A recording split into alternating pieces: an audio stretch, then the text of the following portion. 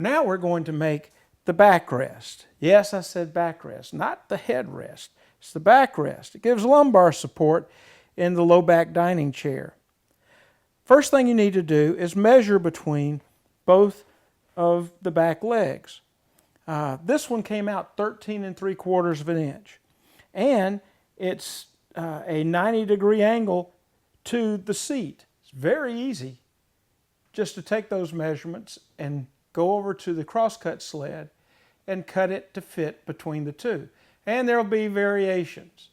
Don't worry about that. Now, if for some reason you have an angle that's not 90 degrees, remember what we did with the sliding bevels and fitting the arms. What you need to do is place a straight edge down here and line up the bevel, take it over to the miter gauge and make the cuts.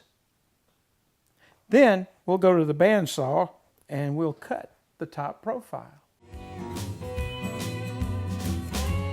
It is best to start your cut just a little inside the front or back of the piece, because it just doesn't want to start cutting right on the corner. Let the blade and the saw do its work.